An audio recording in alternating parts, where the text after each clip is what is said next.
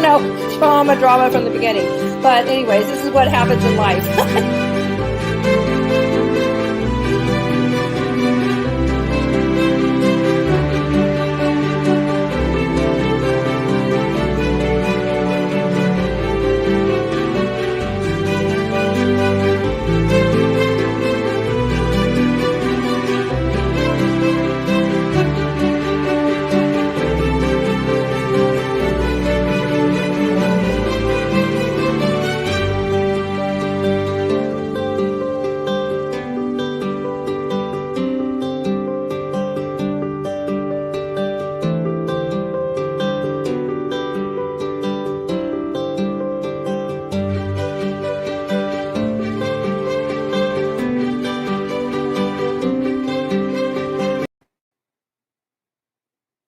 Good evening, everybody, and welcome to Drama to Dharma. Tonight my name is Josie Herndon, Josie Ramirez Herndon, and I am the host of Drama to Dharma, or hostess, if you will. I don't mind calling a hostess. And I channel the archangel Gabriel. He's always here with me. So I speak he speaks words through me, and then we do an all-out channel, a few messages at the end of the show. Tonight, I'm so excited to bring on my friend Renee. There's two things that are very exciting. First off, I'll start with that today is February 25th, and that is the eve of my birthday. My birthday is tomorrow, February 26th. And so that's a very special day. This is my birthday dress. I wore this for my 50th birthday. And I decided to wear it tonight, or Gabriel said to wear it tonight, and it actually matches Renee's book cover. So there are no accidents. Renee and I have been friends for many years, and I'm going to bring her up in a few minutes, and we're going to do an entire book launch. I'm so excited to launch her book. It's a book release, and she's going to read from the book. She's going to show us the art from the book and explain to us the art from the book. So it's going to be a very, very special show.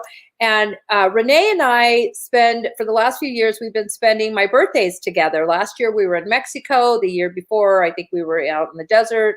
And anyways, we go to different places and I'll write and she'll paint. And this year we couldn't get together for many reasons. One being, COVID and all that. It's just not as easy to travel. So having her on my show for my birthday night, or night before my birthday, is very exciting, because then I feel like, we're going to be together, even though she's in Chicago and I'm here in California. Now, I wanted to talk a little bit about a couple things that are special to me tonight for my birthday. And then we're going to, get on. I'm just going to speak for about 5 minutes. Gabriel wanted me to share some things.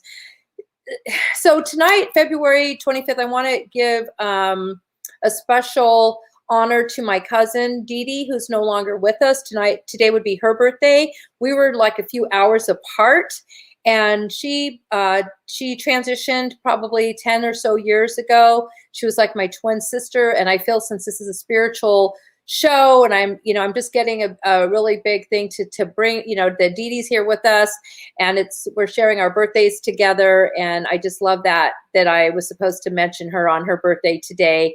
And because just knowing that when we do this spiritual work and this angelic work, that the two worlds are so close together. The spiritual world, the physical and the non-physical worlds are one. As Gabriel says, we are spiritual beings living in a physical human experience, not the other way around. We're not human beings searching for spirituality, although that's what it appears most of our life. But when we can look at it that we are eternal spiritual beings living a human experience with a purpose, then that is, sometimes it just makes it feel a little better. It does for me. So that's why, saying happy birthday to Delia tonight, Delia Villarreal, is exciting, because I know she's here with me as well. And we called her Dee Dee. So cousin Dee Dee, and then my birthday's tomorrow. Anyways, I just thought I'd mention that because we're having this party on her birthday. So without further ado, let's see. Jedediah says, baby girl, my daughter's birthday also. Wonderful. So we have birthdays. We love the birthdays, and the Pisces. We're all Pisces. Josie, you look beautiful in pink. Thank you. Yeah, this is one of my favorite colors for my birthday. I wear it usually, and not very often, but my birthday or Easter, of course. So anyways, thank you so much. And now I'd like to bring up Renee Popovits. And Renee is, like I mentioned, one of my dear friends from Chicago. And she is, by training and profession, she's an attorney. But for the last several years, she's been a inspired artist. So her art is divinely inspired. And that's what she's going to share with us tonight. Hi, Renee. Welcome to Drama to Dharma. And hi, Josie. How are you? Here live. I know you had another launch on Monday, but this is your public launch. That was your private one, and I just feel so blessed and honored that you're here on our show. Well, thank you so much for inviting me. Your love truly lifts me higher and higher. Before the show, we were listening to the song and kind of dancing in the green room. And yes, I'm so excited to be able to celebrate your birthday with you. Although it's virtually, I would love to be in person with you, but I know our hearts and energy are connecting. Yes.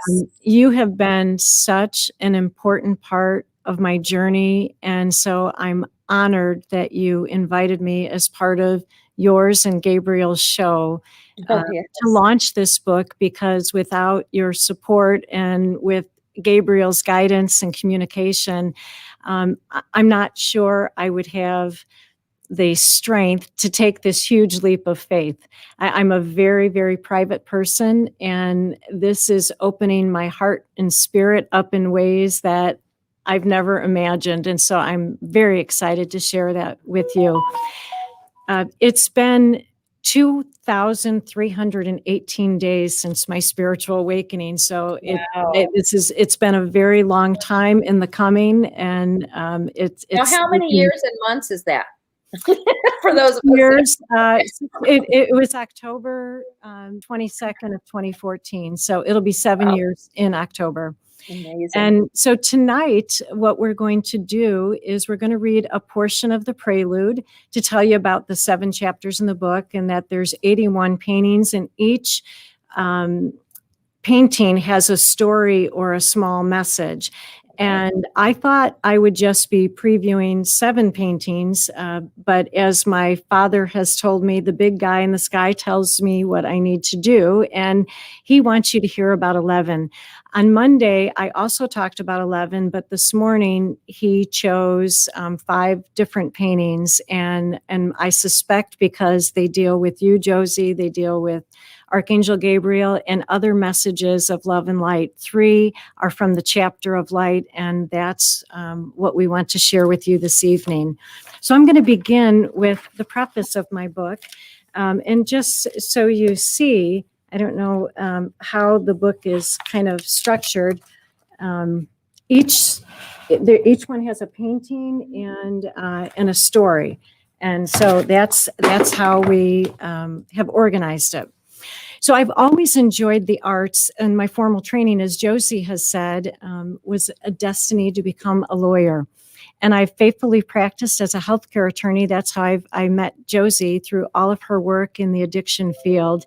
And I continue to have a very active practice serving addiction treatment providers. But even though I'm a lawyer, the gifts that I've received as a beginning artist, I believe were meant to change the world. I'm a very quiet person who's kept many thoughts to myself. I've always felt that I was different and knew things about random subjects, though I had no idea why. I was born on Halloween in 1964, which could explain a lot. I would sometimes know things intuitively, but didn't know where I received my information from. Then I started to learn that dreams, creativity, and imagination sparks innovation and reality. Those creative skills and hopeful dreams were so important to me because I knew my immediate calling was to become a lawyer and advocate for the powerless. But practicing law is a very analytical, right brain kind of skilled job, and I felt the need to retain balance. I needed a left brain outlet. I worked hard at night with all the, hard during the day with all the technical reading and writing and giving advice. And at night, in my dreams, I would fly through some of the most beautiful places in Technicolor that have not yet been replicated in our time. I've kept those images in my brain, and now they're starting to emerge in my paintings.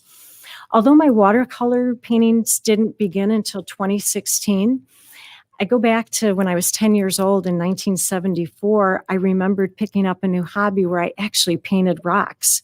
And I would look along the beach for these rocks, so it would be the perfect canvas that was created by nature and through the stone and the water. The funny thing is that my dad actually kept a bucket of these painted rocks in that famous garage of his full of treasure troves from the past, and I still keep one on my bathroom counter today. And when Josie and I went to Mexico City, I brought it with me in the suitcase. I don't know if you remember, Josie. I do remember that, yeah. Yeah, it was a painting of 3 mountains and the sun with 3 birds. And it reminds me that no matter what mountains I need to climb that day, that the sun is there to give me strength and light, and that I'm meant to fly above those challenges, and that tomorrow will be a new day.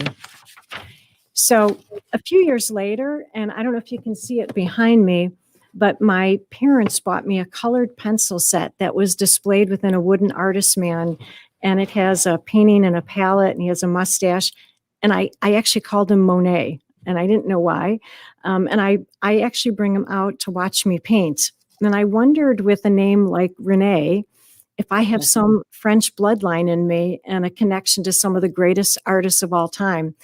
So to prepare me for my book launch, I actually went to the Art Institute this past weekend with my family, and we went to see the Monet exhibit. And when there was a movie about him and his personal photo album came up, tears just flew from my face. And I didn't understand why. When I took a closer look at Monet and I looked at his eyes, I saw the art, my own art instructor's eyes, Carmelo Schifano.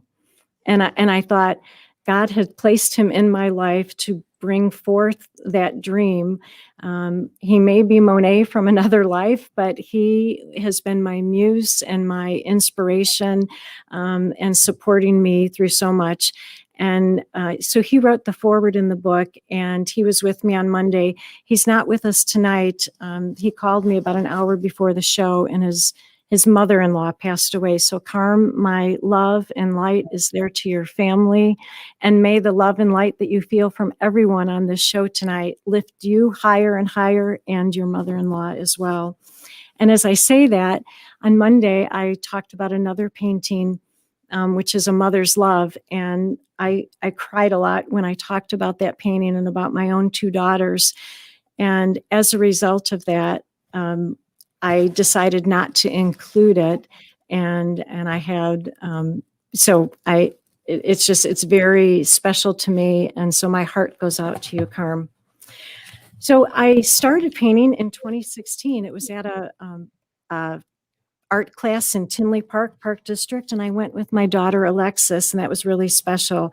I've painted 312 paintings to date. And unlike other artists, I don't sign the front of my paintings. I actually number them, I name them, and I date them. And you'll see in the book that each one is identified by that. And I knew early on that these paintings were to be universally shared. The painting was not to focus on me or my skills as an artist, but rather be a message that was to be shared, and for each person to receive it in their own unique way. You see, paintings and pictures are a universal language. They can be received and understood by anyone, any age, any race, any culture, nationality, or creed. And my paintings are divinely inspired to convey meaning of hope, love, and light. So Aquarelle is divided into 7 sections. Each one is significant from an artistic standpoint. Each chapter is themed with just one word, and it's significant from both an artistic and spiritual standpoint. With each chapter, the paintings are intentionally built one on top of the other, and they're connected. The chapters are also connected. The book begins with the magnificent beauty of color, and color is brought to us by the miracle of light. We'll explore the importance of life-giving qualities of water and discover the energy created when these elements are combined. And spirit is the vital principle and essence that breathes life into our beings, the product of energy. And our spirit grants us power. Power has many deep meanings. It can refer to moral qualities, strength of mind, but more importantly, faith. And power takes us to infinity, the culmination of all chapters. So as you turn the pages of this book, ask yourself, what messages are you receiving? What do you see? You know, the weekend before I was to turn in the manuscript to my publisher, I was listening to an online church service, and Father Chuck Cannell, during a Catholic online mass on January 24th, he said, "We need to see the world as a canvas in which you are called to paint a wonderful image of God's love and make that love present in this world that was passing away." For me, that was the message I needed, kind of the nudge that said, God says, it's time for me to come forward and share this very personal part of my life. So let's start with the first chapter, which is the chapter of light. The first painting is called Time Will Tell. The iconic and instantly recognizable silhouette and structure of Big Ben, one of the world's most famous landmarks, reveals itself in this painting. The colors chosen to bring this painting to life evoked an instant reaction from my cousin Tommy, who holds the classic tale of Peter Pan close to his heart, especially because he was Peter Pan for Disney World and Disneyland. The timeless tale takes place in London, and the time seems to stop as the spirit of eternal youth takes the darling children to a dreamlike place. The stippling with the green paint beneath the sky reminded him of the characters taking flight around Big Ben. You know, it's interesting to me that many depictions of Big Ben are reflected in dark, neutral, or gray colors.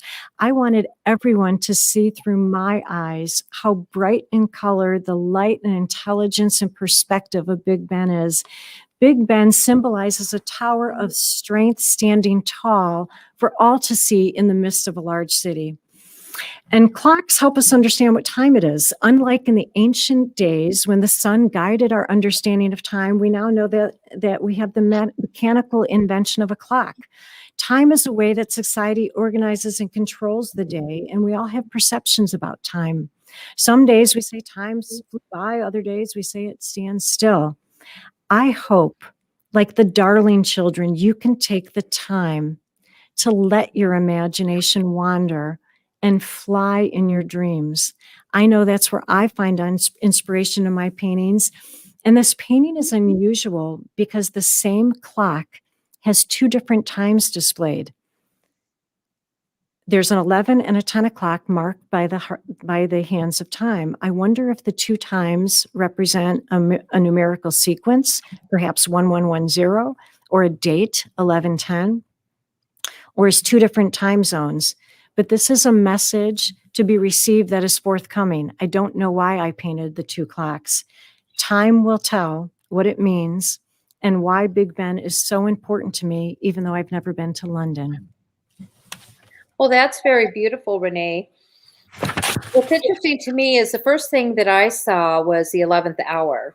Mm-hmm. And it's just, that's kind of where sometimes you feel like you're in the 11th hour when you're just getting ready to be there, whatever that means, just symbolically, whatever the 11th hour means is what I received. It's interesting when you say there's 10 and 11. I see, even though it looks like that could be, I definitely feel that, but see, that's the wonderful thing about art is that you interpret it, right? That's the beauty of art. But I see the 11th hour twice. And so I'm seeing the 11th hour twice, which is 11:11, which is an angel hour. So that's beautiful. Yeah. It's beautiful. Again, I see angels everywhere. So. That's well, of course you would. That was Gabriel's feedback. He's like 11:11. Yeah, I expected that. See, I know he's going to have a lot to say. And let's move to the second chapter, which is the chapter of light, and we have three paintings. Then this next one is called One Moment in Time. A hand appears holding a torch preceded by a bright yellow light, followed by magenta flames that appear in motion, moving with the wind. Torches and flames are very symbolic of illuminating your path. This torch lights the way, but then leaves signs of igniting love as it moves forward in its path. Fire, while sacred and full of spirit, needs to be carefully handled because it can burn and destroy structures that should not be damaged.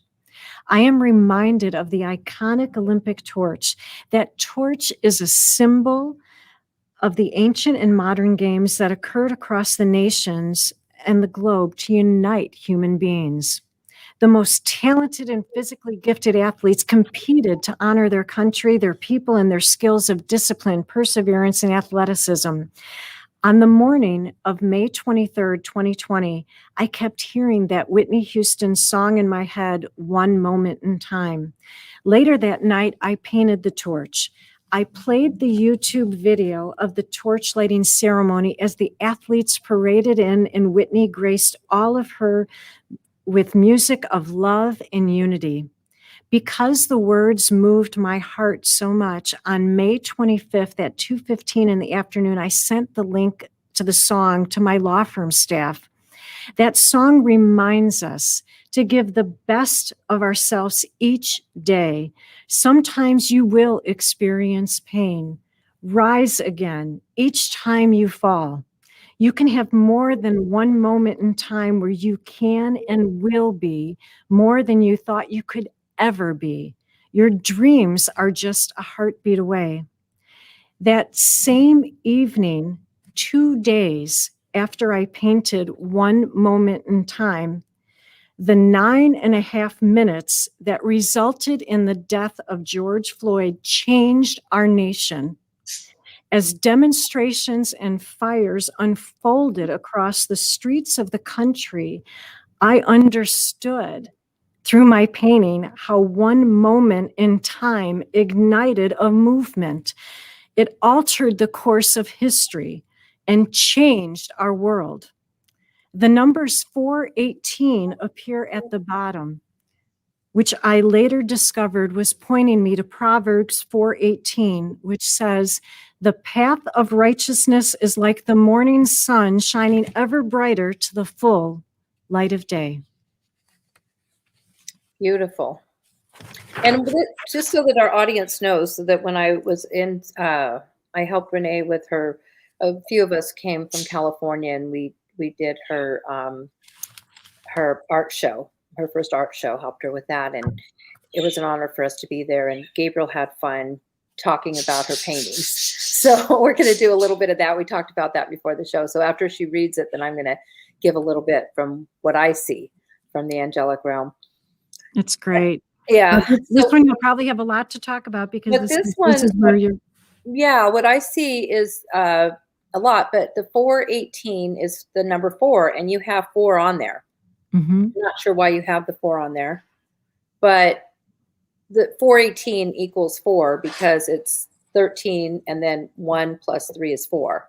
So 418 is a number 4, and you have a number 4 on there. So that to me was just a confirmation because I just saw the number 4. So it's a number 4. And when you're saying, okay, what's about number 4? Then he's saying the 4th dimension. That basically this year, 2020, there was a lot, and including what happened with the Floyd, and everything, and all the movements and the changes and the justices and all of the things, or injustices, whatever, pandemic, politics, a year of evolution and change where we're rising, like you said, we're rising through the fire, basically rising through the fire to the higher dimension of the 4th dimension from the 3rd. Mm-hmm. So that's what the light, that's what I'm seeing, he's saying, is the light into the fire, but it's all rising. Everything's rising as humans. So that's beautiful. And the George Floyd, he definitely changed the world. He changed the world with that he knew it. Gabriel says he knew coming in why he was coming in. We all do as humans. That one moment in time would change the world. And he says also that one moment in time in our lives, we don't know what George Floyd didn't know when he was dying, what he was going to do to this planet, right? He didn't know. He was just like, oh man, just stop choking me already. You know, so just get off my neck, get off my back. You know, those were his last thoughts. And his mother, he said, Mama, his mother had passed away. I noticed that he was calling his mother. He saw her, but that's a whole different thing. But is that we don't know as humans, Gabriel says, from one moment in time, what we are doing to affect this world and the universe. So keep that in mind as we're doing things in our life. Everything we do makes a difference, one way or the other, he says. Every single thing, because we are human. We are spiritual beings living a human experience, and there's much to say about that, but that's beautiful. Great. So then the next painting is also in the chapter of light, the Oregon Vortex. Ooh. While nearing the completion of the painting, one of my earliest works, my art instructor, Carmelo Schifano, wanted to teach me how to achieve depth and greater dimension in my paintings. And he painted the red roof cabin that appears in this piece. I told him as soon as he was done, the roof is not red, it is brown. He looked at me a bit perplexed, but instantly understood that I had a vision. Carmelo taught me more than watercolor painting. He taught me how to trust my intuition and not be afraid of what others think. Intuitively, I knew immediately that it would be the first and last time I would be permitted to allow someone else to use their brush to alter one of my paintings. Every image, every color is often related to a vision, message, or image I am to create.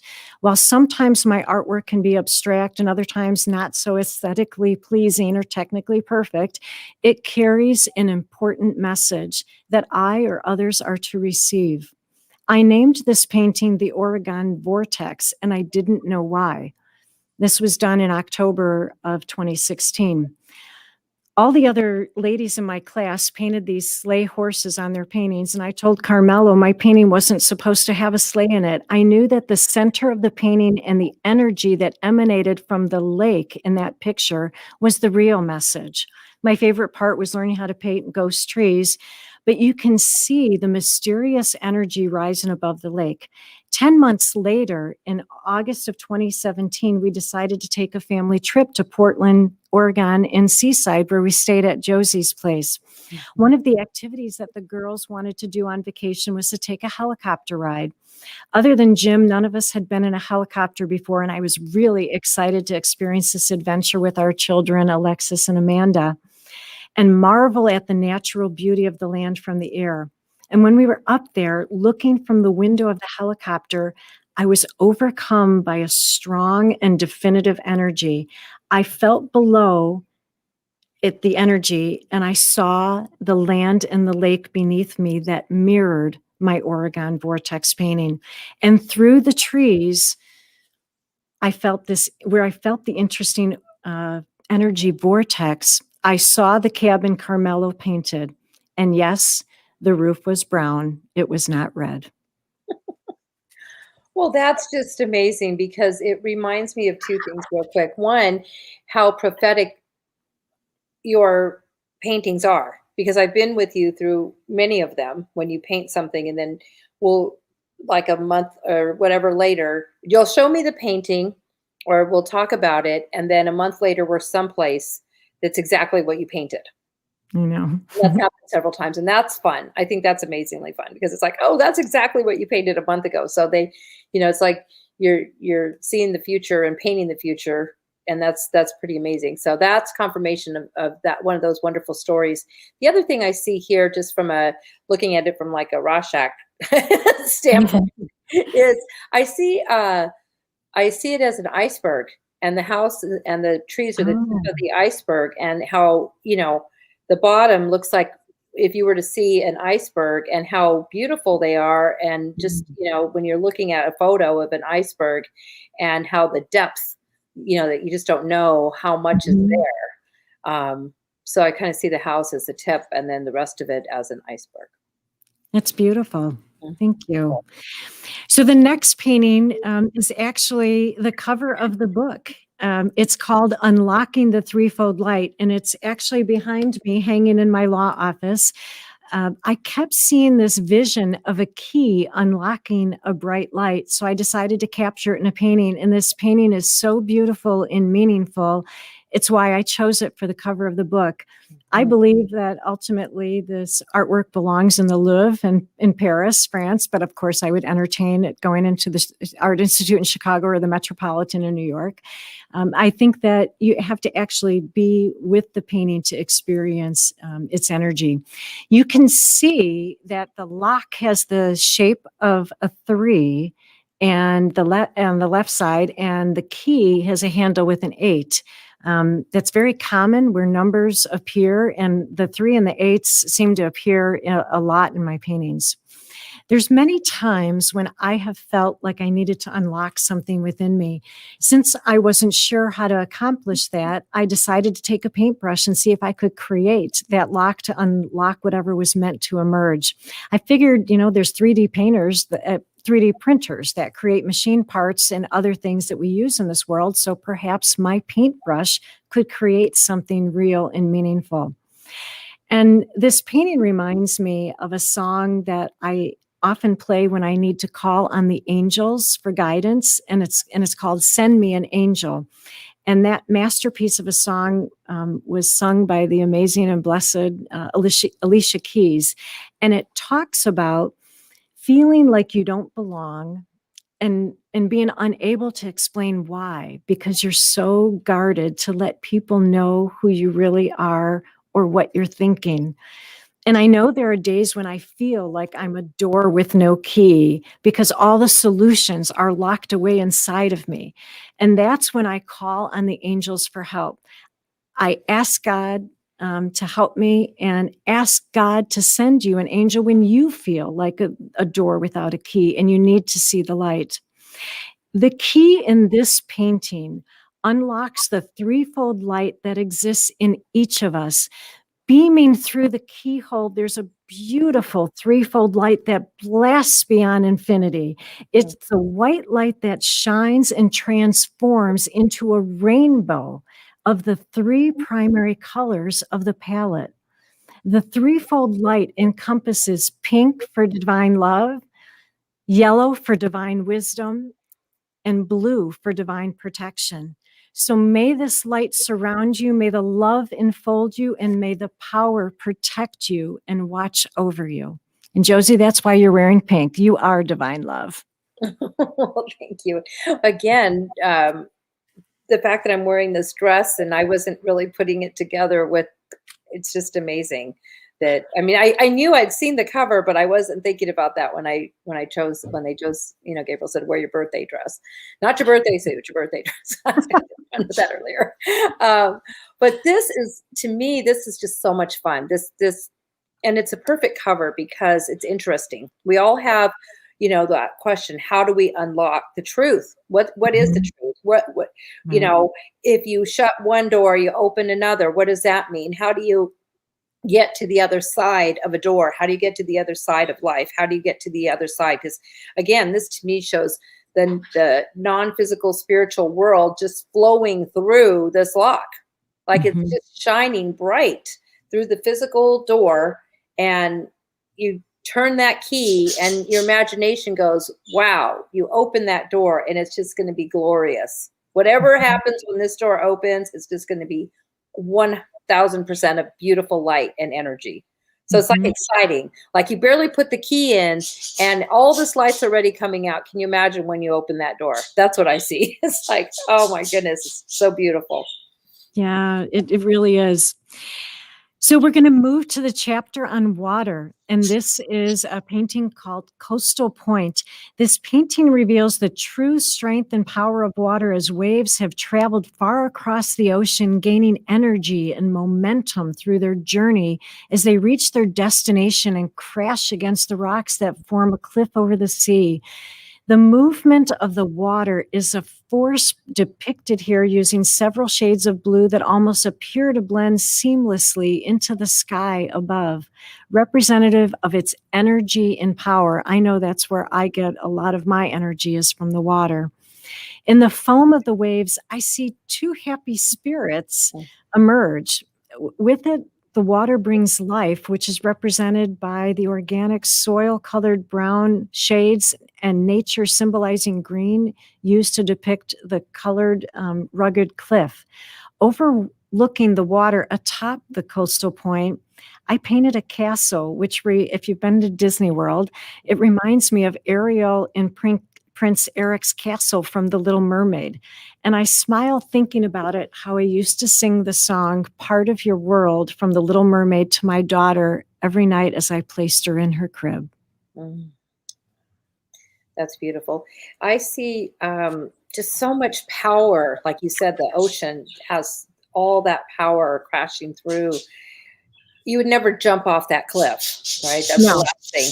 Although if somebody didn't want to be here, the birds are agreeing, that would be like the perfect cliff, right? It's like, I'm going to jump off that cliff. And it's like symbolic. It's Gabriel saying it's a symbolic cliff, because when somebody jumps off a cliff, or they feel like they're getting off the reservation, or, they're fast, their mind's just going and going.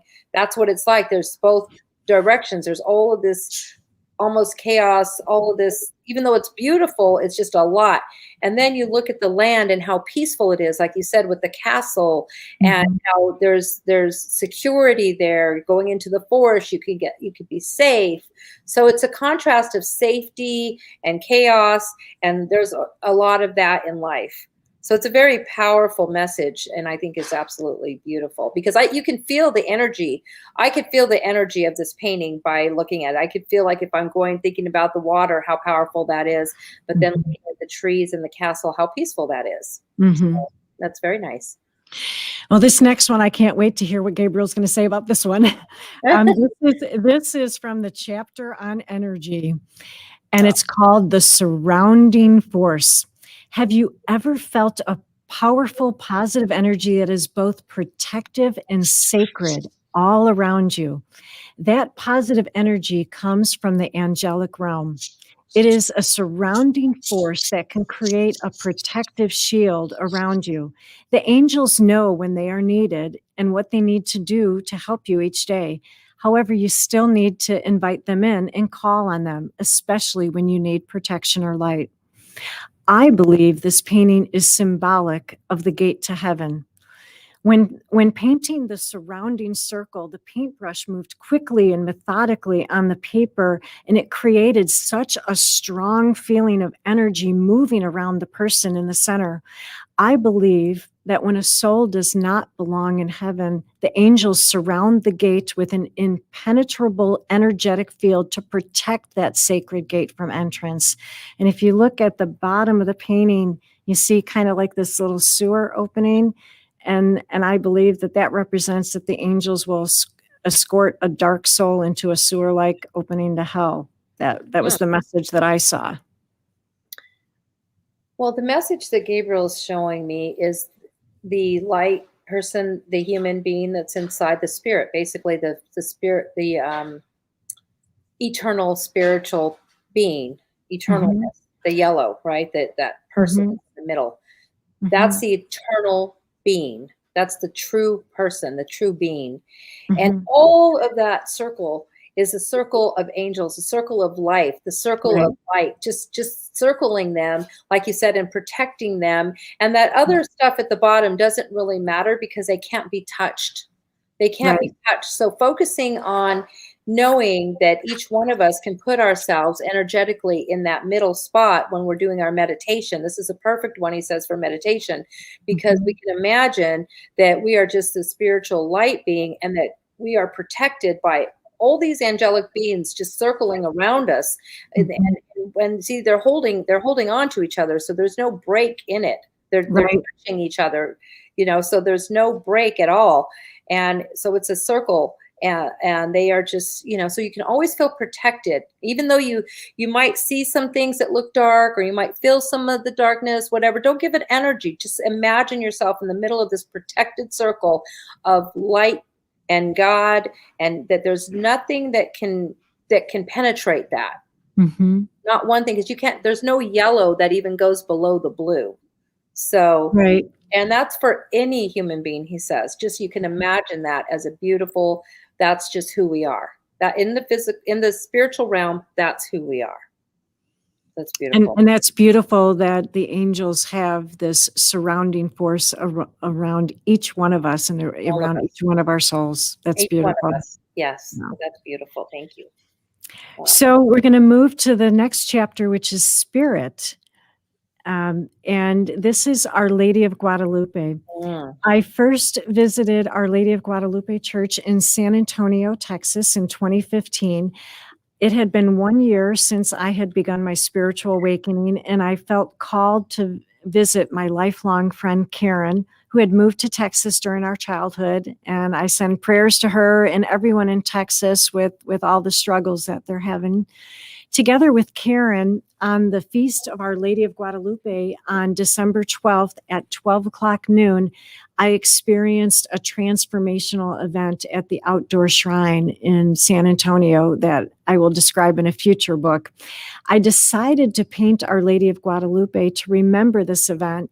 And you'll notice my painting is different from most that you probably have seen in churches or in books, because the lady's hands are not folded together praying, which is typically what you would see, but instead she holds the world in her hands while the moon remains at her feet.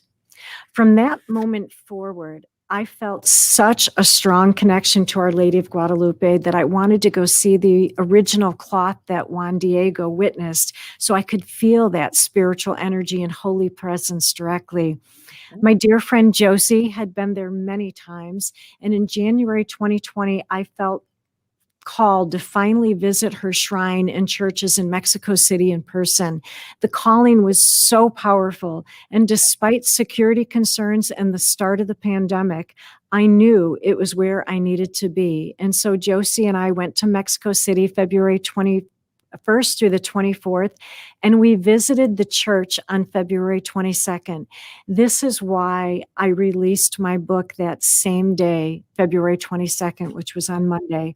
I learned so many things on that trip and was so very grateful that Josie was with me to experience it and share in the love and grace of our Blessed Mother. It's beautiful. Yeah, that is such a spiritual place for me, as you know, and you mentioned. And this painting is, I can't even, it energetically, it's just so grounding for me because the cloth that's there in Mexico City has the energy of Our Lady of Guadalupe. At least for me, I feel that. And then the four archangels they're up there. Michael, Uriel, Raphael, and Gabriel, the ones that are with me, and their big statues have been there for 500 years. They're just, it's all such a beautiful place. And this is a wonderful blessing and a tribute to that. So thank you. That was a beautiful trip. That was our last trip. That was my last trip. That's the last time I was on the road. The world shut down after that trip. I know. So we're going to move into the chapter on power. And this is, I know this is one of my friend Teresa's favorite paintings. It's called Between Two Worlds. A woman sits on the edge of the third dimensional or physical world, and she appears to be engaged in a yoga practice. No matter how many times I tried to apply paint to complete her body, the water from my brush made her left side disappear. I tried it several times. Wow. After the third time, I finally got the message. She was supposed to look like a spirit and blend into the wind and sky. This was to help me understand that although we live here in the physical world, there is very much a spiritual world that coexists, that is not visible to the human eye. I saw this as a representation of teetering on the edge between the spiritual and the physical world.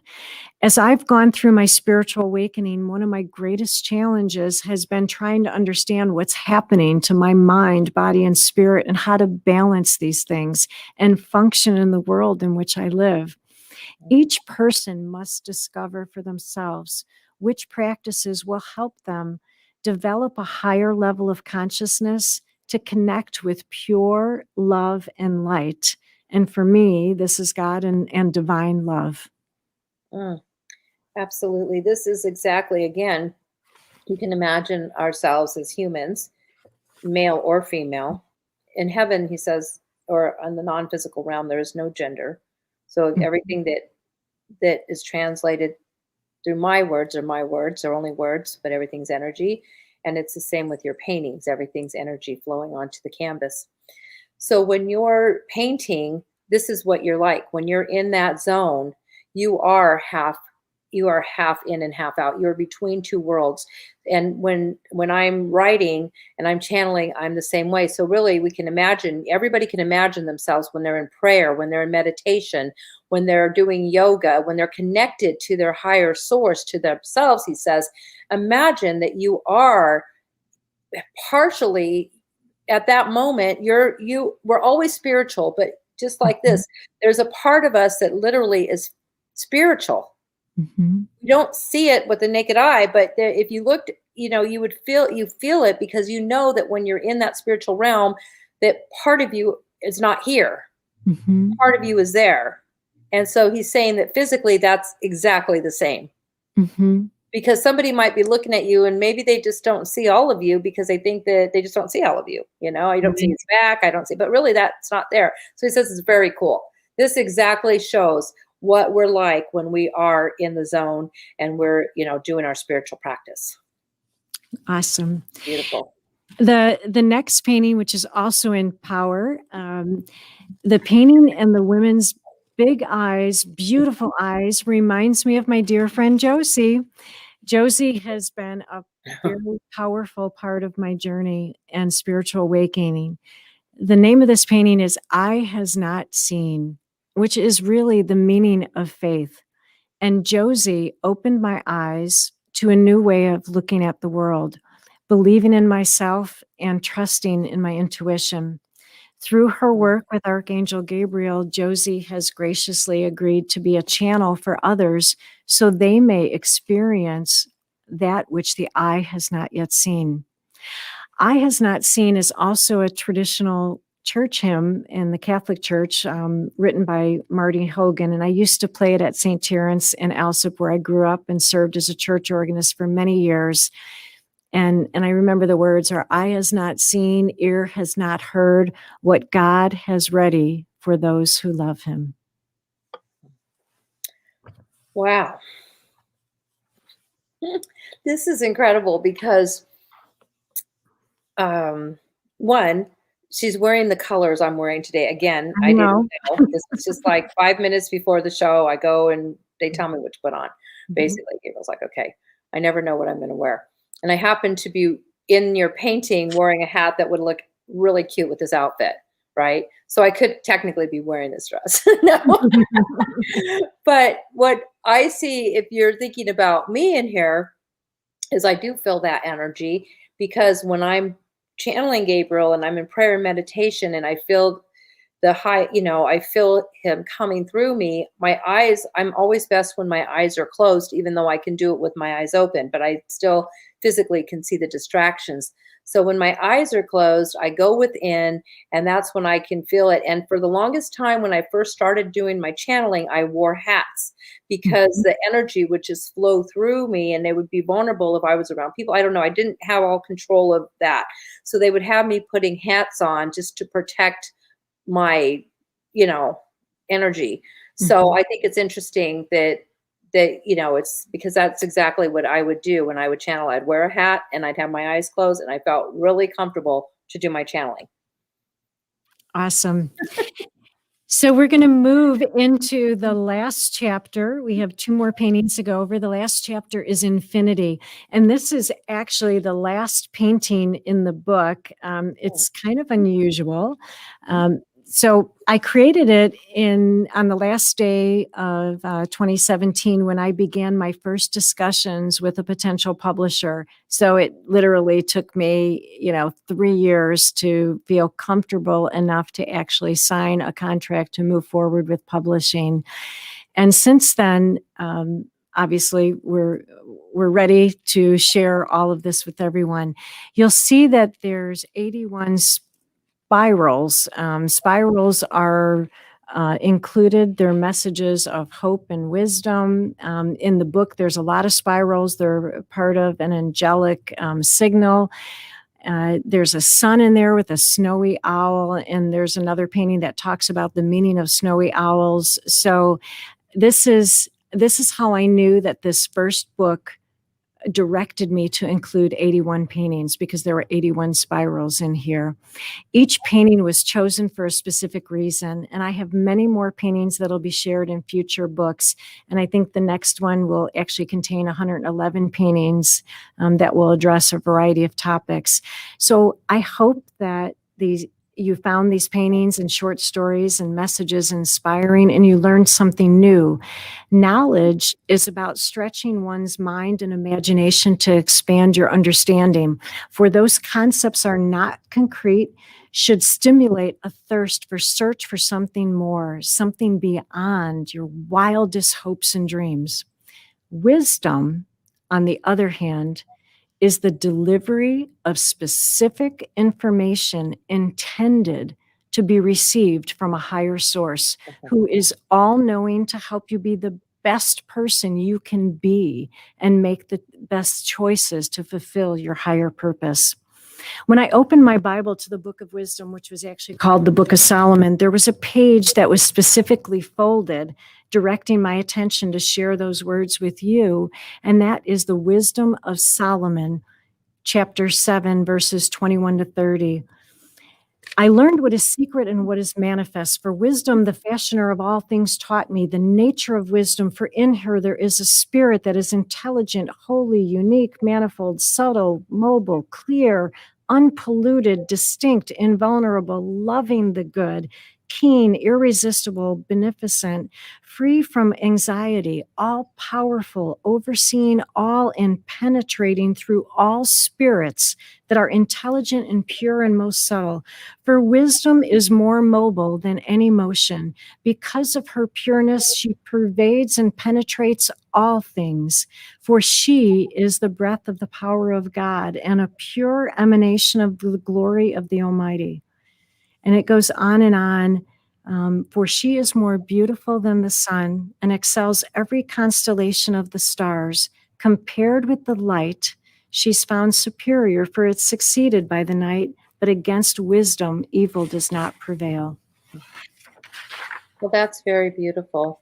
I see the swirls are all portals, basically. They're infinity, basically. They're portals, just like a lot of paintings that I've seen of portals have that spiral. And they also look like nines. And I've seen many nines in your paintings, even if the numbers become nines. So like this number here, 7, 11 is 9. So there's just a lot of nines.